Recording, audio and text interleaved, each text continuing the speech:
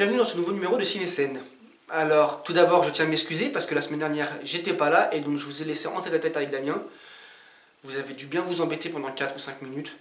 Donc, encore une fois, pardon, je suis désolé. Mais rassurez-vous, cette semaine, on retrouve la normale puisque moi, je suis devant la caméra et que lui, il est derrière. C'est beaucoup mieux comme ça, on est d'accord. Cette semaine, l'événement cinématographique, c'est la sortie de Warcraft, le commencement. Le premier film inspiré du jeu vidéo World of Warcraft.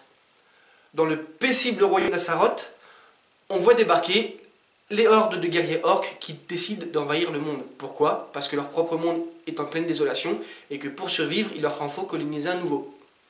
Jusque-là, rien d'anormal. Un portail s'ouvre entre les deux mondes. Forcément, les orques arrivent, les humains contre-attaquent. C'est la guerre. Ils n'allaient pas se faire non plus des bisous, hein. Sinon il n'y avait pas d'intérêt au film, enfin pas trop en tout cas.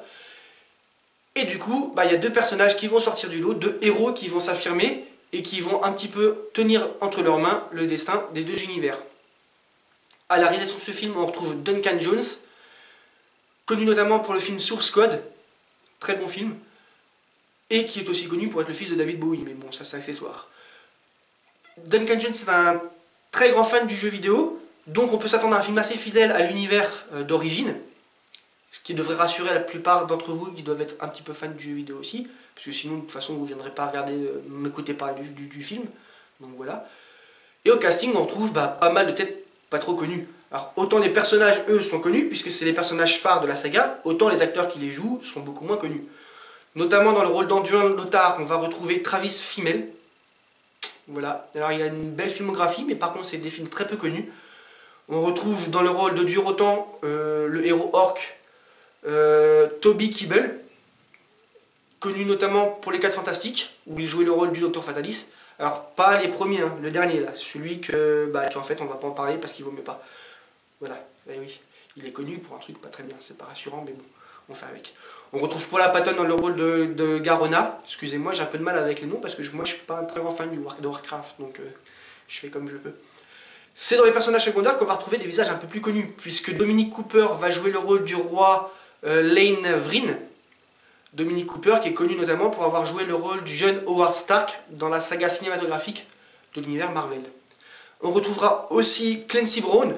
Alors là, le nom ne vous dit rien, mais par contre, quand vous verrez son visage, vous direz « Ah oui, c'est lui forcément, je l'ai vu dans tous les films que j'ai vus, en fait, pas loin. » On le retrouvera dans le rôle de l'orque Black Hand.